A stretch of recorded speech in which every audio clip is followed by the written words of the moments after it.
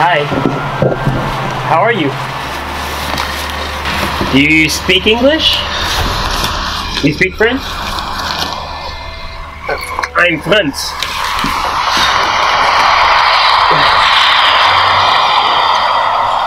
Vous parlez français? Le français, c'est ma langue. Désolé, mon instinct disait le contraire. Pardon? Votre instinct disait le contraire de quoi? Écoutez, je me suis trompé en vous adressant la parole en anglais. C'est mon erreur. J'avais faussement l'édition que vous étiez anglophone. D'où tenez-vous cette vérité? Vous croyez sincèrement que les anglophones ont un profil qui les distingue des francophones? S'il vous plaît, ne me faites pas dire des choses que j'ai jamais pensées. Je suis moi-même francophone non unilingue. Comprenez-vous cela? C'est bon à savoir. Pourtant, vous avez commis l'erreur de jugement de me parler en anglais.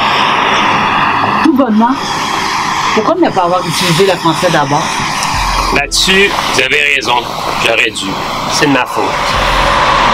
Peut-être que je cherchais, sans le savoir, à vous impressionner. C'est-à-dire? Je pensais pas plus que vous.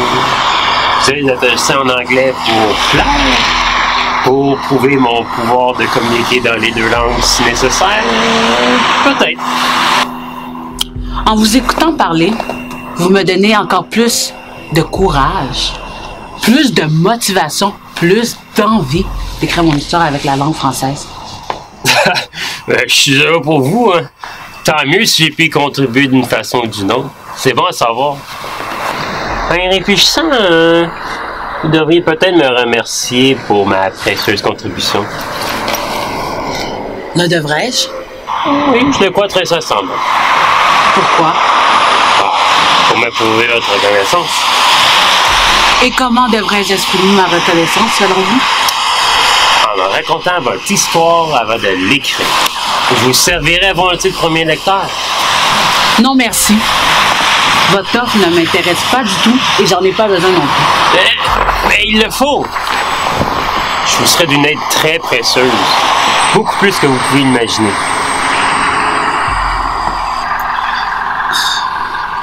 Vous faites preuve de beaucoup d'audace, je le reconnais. Alors, rejoignez-moi demain à la bibliothèque Henri Bourassa à la même heure. À demain.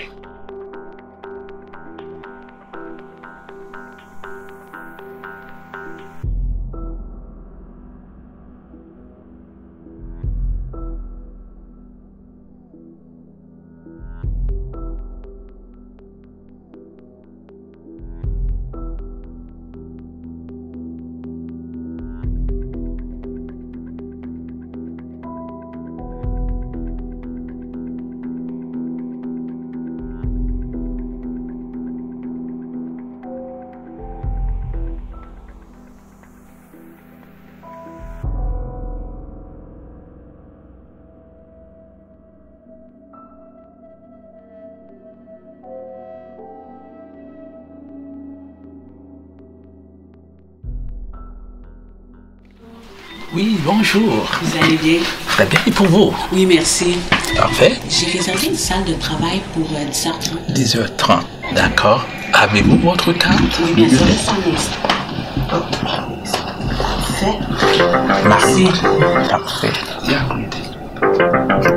Ok. Alors, c'est Maria. On va compter. Oui, exactement. Juste à ma droite, juste au fond.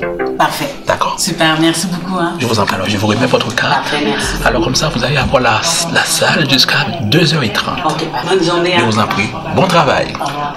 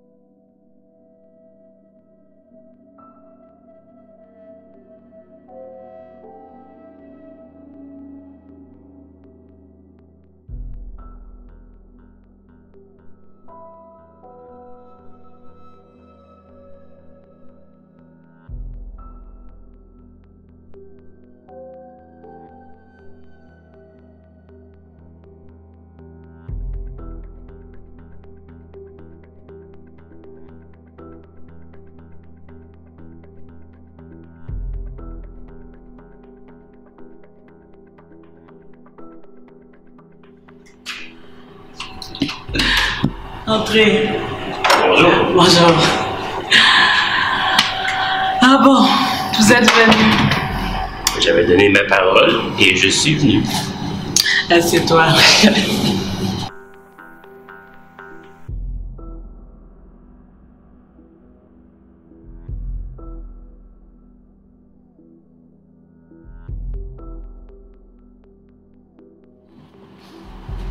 Encore une fois, vous faites preuve de beaucoup d'audace. Prétendez-vous toujours pouvoir m'aider et savoir le genre d'aide dont j'ai besoin dans l'écriture de mon livre? Si je vous disais, durant mon adolescence, que je voulais me faire passer pour un anglophone. Alors là, vous commencez à m'intéresser. Quel est votre nom déjà? Franz. Moi, c'est Marie. Maintenant, plus besoin de nous vous voyez, il n'y a plus d'obligation.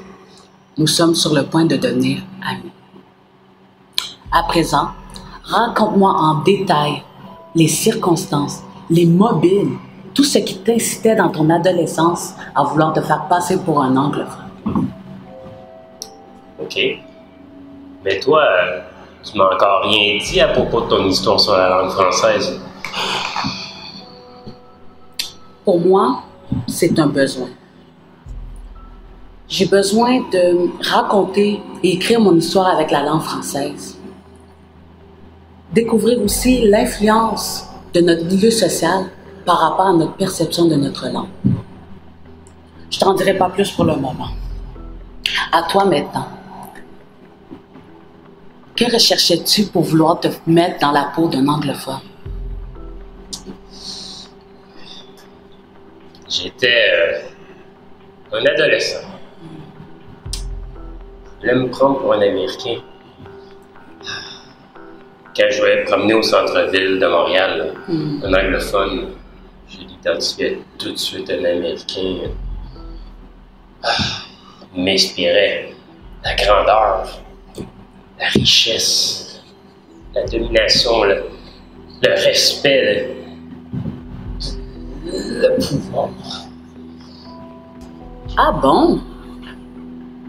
Tu ne te sentais pas autant valorisé dans ta langue, ta culture, ton milieu de vie que l'anglophone? Pas du tout. Mais c'est à ce moment que j'ai pris conscience que la langue ne sert pas aux seules fins de communiquer. Elle est vivante. Elle représente une part de notre identité, de nos valeurs, de notre patrimoine historique, culturel et social en tant que peuple, nation, communauté. Très juste.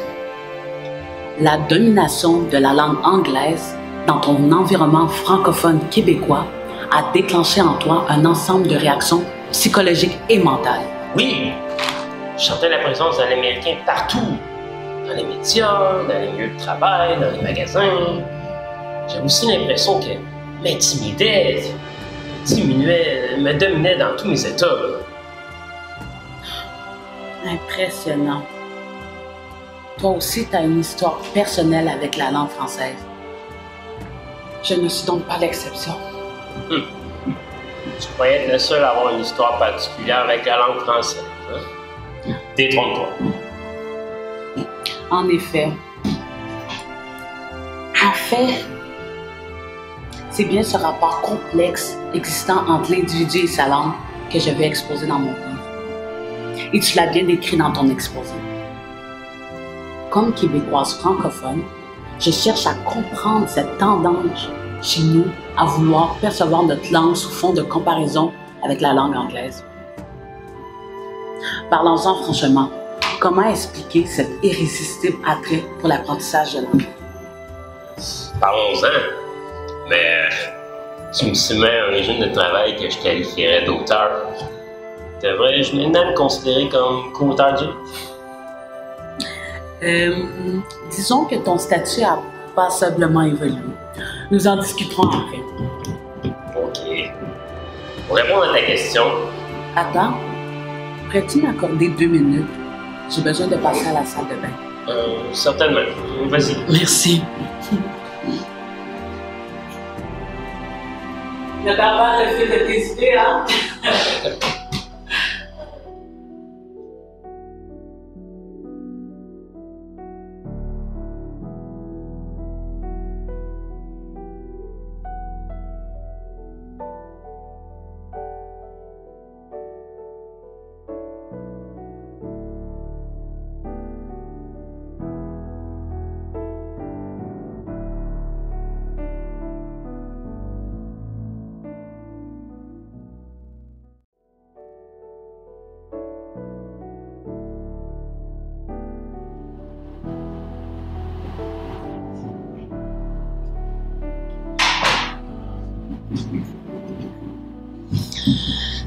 Je t'écoute. OK. Pour répondre à ta question, j'aimais ça, me déambuler au centre-ville à chaque été, avec des amis, parfois des cousins en provenance des États-Unis. J'accotais, gesticulant quelques mots d'anglais afin d'attirer l'attention. Quand quelqu'un s'approchait, je lançais un yes, un no, un maybe. You know what I mean? Après, je me sentais coupable de m'être ridiculisé pour si. Quel émouvant témoignage. Ça me touche profondément. Donc, tu as décidé d'apprendre l'anglais pour satisfaire un désir intime et te guérir d'une blessure, d'un complexe d'infériorité. Je ne sais pas. Je souffrais sûrement d'ignorance pour être comporté ainsi. Mais une fois chez moi, dans mon monde, je ne me sentais pas du tout américain. Mais son omniprésence, même dans mon espace vital, me discréditait, me dévalorisait. Encore pire, m'apportait une conscience malheureuse, une perception erronée de qui suis-je réellement. Quel âge avais-tu à l'époque? Ma 4e année secondaire à l'université, de 16 à 22 ans. Le syndrome déficitaire mental colonisé. Pardon. Oui, quand un peuple vit avec le sentiment d'être dépossédé, dominé et ignoré dans son expression sociale et culturelle par la domination d'une entité culturelle étrangère dans son propre espace géographique, il est alors victime du syndrome déficitaire mental du colonisé. Je vois. Donc, tu te réfères aux conséquences négatives qu'une telle occupation pourrait avoir sur la santé physique et mentale de ceux qui la subissent. Oui. D'ailleurs, tu l'as expérimenté par toi-même et à ton insu. Ton obsession pour la langue anglaise et ton besoin de ressembler, de mimer le citoyen américain dans ses faits et gestes sont de véritables indices. On peut considérer cela, si tu veux, comme une forme d'aliénation, d'asservissement mental. Cette obsession pour l'image du tout-puissant voisin américain, symbole du pouvoir d'abondance et de domination, n'a pas duré toute ta vie. D'ailleurs, j'ai réussi à me défaire complètement de cette mentalité colonisée. Et quel genre de souvenir gardes-tu de cette expérience? C'est du passé, tout ça, pour moi. Je me versais d'illusions avant. J'apprenais l'anglais non pour les bonnes raisons, mais dans l'unique but de me donner l'impression que j'étais grand, beau, riche.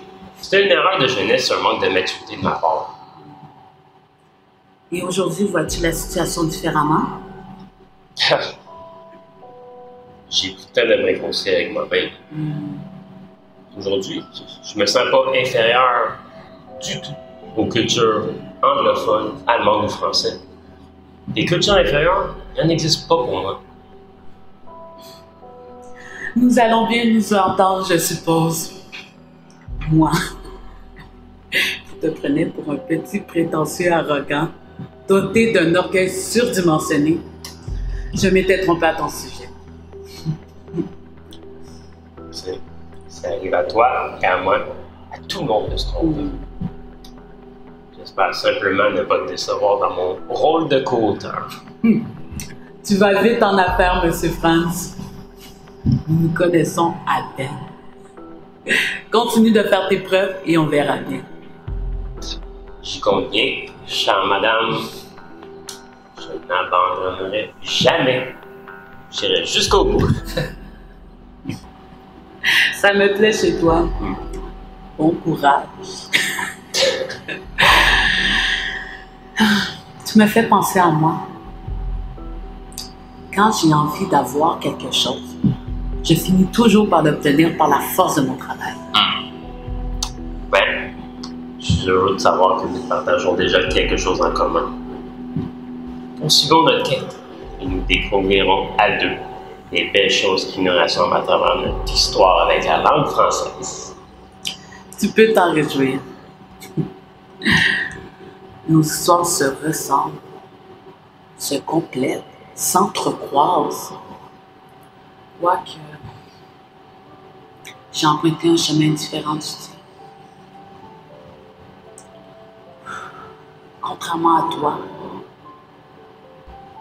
j'ai suivi des cours d'anglais au secondaire et au collège. J'écoute un peu les stations anglaises de radio et de télévision. Pourtant,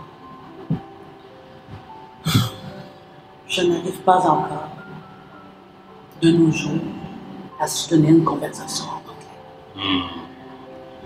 Sûrement à la base, un problème de méthodologie ou d'apprentissage. Tu crois cela vraiment? Alors, un manque de pratique ou d'intérêt. Y aurait-il quelque chose d'autre sont... Peut-être, mais je ne suis pas sûre. Ah! Un problème de mémorisation. Très drôle. Bon, je t'écoute. On dirait qu'il y a quelque chose en moi qui empêche mon cerveau de retenir, d'accumuler, d'absorber normalement la langue anglaise.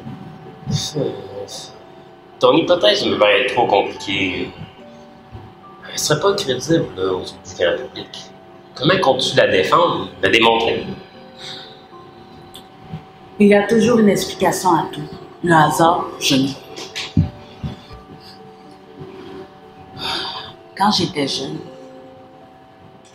mes parents et mes grands-parents me répétaient souvent que la langue française est menacée en Amérique. Ils disaient que personne d'autre pourrait la défendre à la place de nous, les francophones. Tu décides d'en établir un lien de cause à effet. Oui. Tu n'en vois pas un?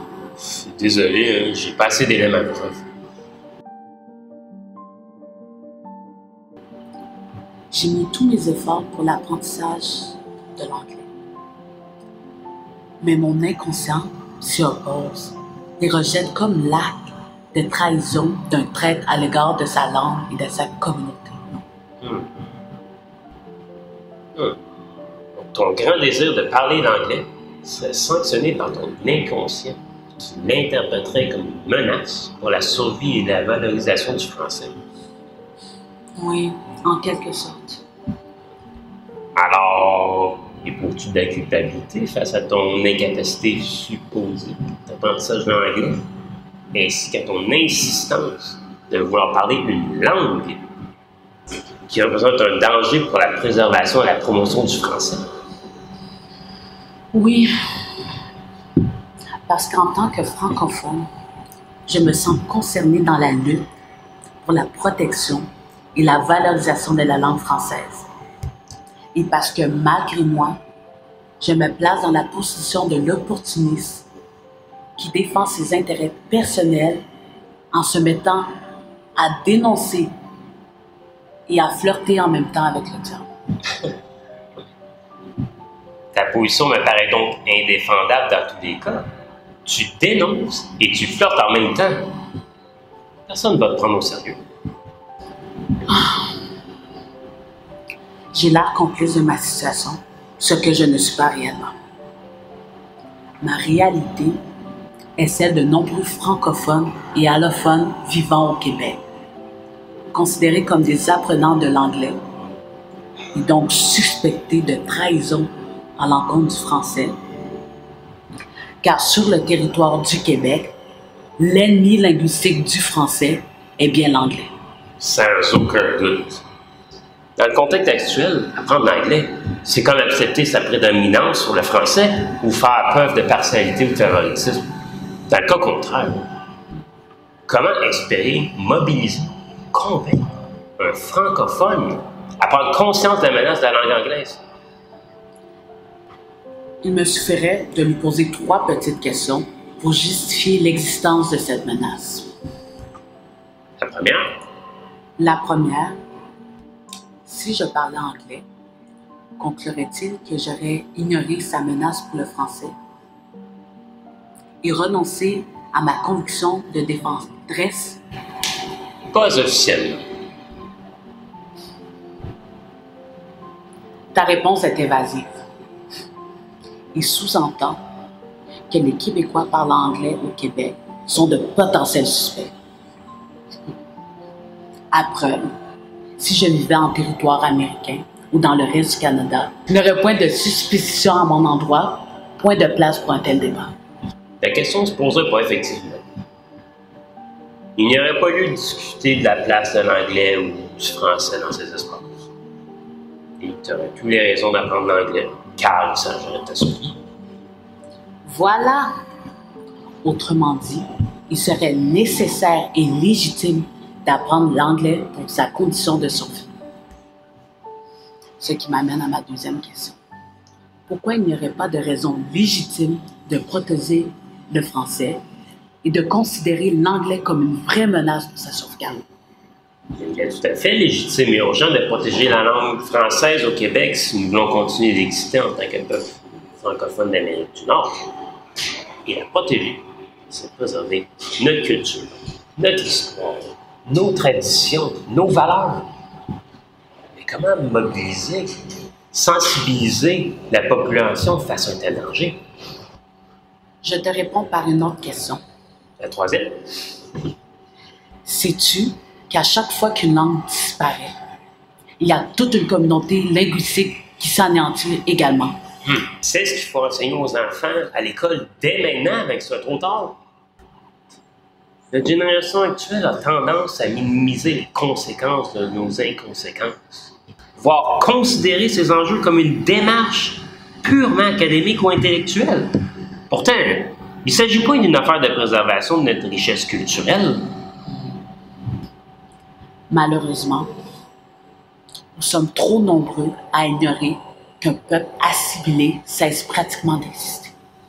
Notre identité francophone s'effacera au profit du peuple colonisateur. Et notre histoire sera interprétée et classée dans les archives. Finalement, l'humanité entière se retrouvera appauvrie également. Tout ça n'est pas très rassurant pour l'avenir. Que faut-il faire si nous ne voulons pas terminer notre existence dans l'imaginaire d'un conquérant? Bizarrement, il y a des gens qui croient qu'être victime de génocide linguistique et culturel ne tuerait personne. Il faut éviter de se laisser entraîner dans cette voie. L'histoire nous enseigne le contraire. Regardons de plus près les Autochtones des Amériques. Que sont-ils devenus?